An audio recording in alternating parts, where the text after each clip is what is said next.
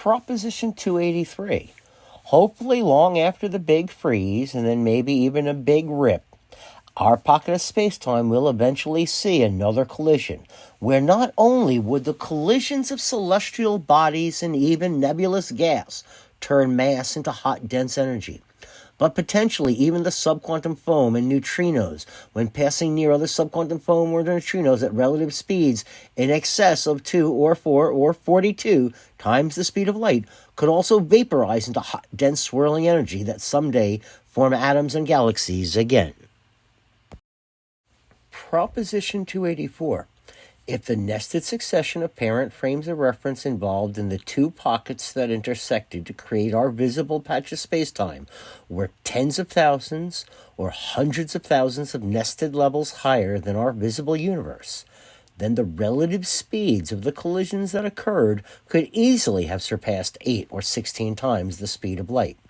Collisions occurring with kinetic energies surpassing 48 or 42 times the speed of light involves physics we can't even fathom.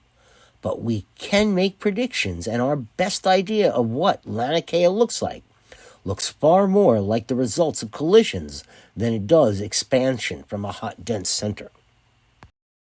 Proposition 285. When two areas of spacetime pass through each other at those types of speeds, the physics of collisions and the mass and heat and energy created can be modeled with supercomputers someday.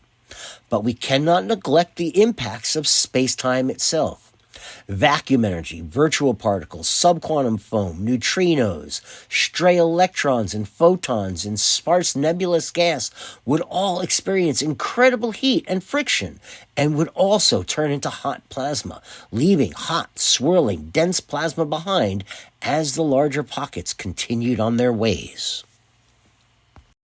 Proposition 286.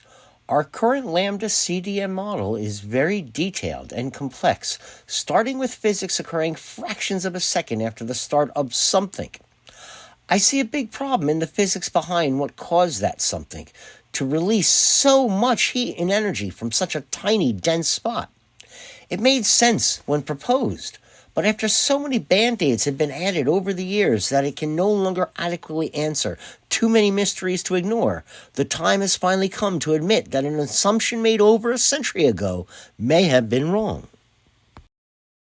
Proposition 287.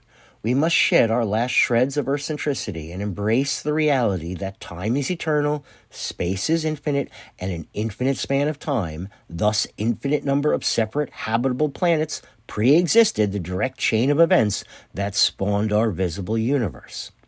An infinite number of life forms are alive right now across an infinite span of space. An infinite number of living creatures will be born and die long after our entire visible universe has dissipated or been absorbed elsewhere. Proposition 288. Everything that exists now, has ever existed, or will ever exist is the direct and indirect result of multiple evolutions and revolutions that have continued eternally. Revolutions create evolutions, and everything evolves and re-evolves, revolves and re-revolves. The two processes of evolution and revolution are inextricably intertwined for all eternity. Proposition 289. Reality minus paradox means an infinite number of eternally evolving and revolving collections of nested pockets of spacetime, all hurling through infinite space for all eternity. Everything evolves and everything revolves eternally. Chaos and random interactions following the laws of physics dictates what happens, where it happens, and when it happens. We are the result of random chaos and physics, letting us see a tiny span of space for a tiny span of time. Proposition 290. No first cause is not a paradox, as many like to argue. Instead, any first cause always invokes a paradox. Grasping there could never be a first cause, if time is eternal, helps make it easier to digest the true infinite and eternal structure of a never-ending succession of collisions that have happened for all eternity. Proposition 291. Instead of putting faith in a creator, Put your faith in the creation.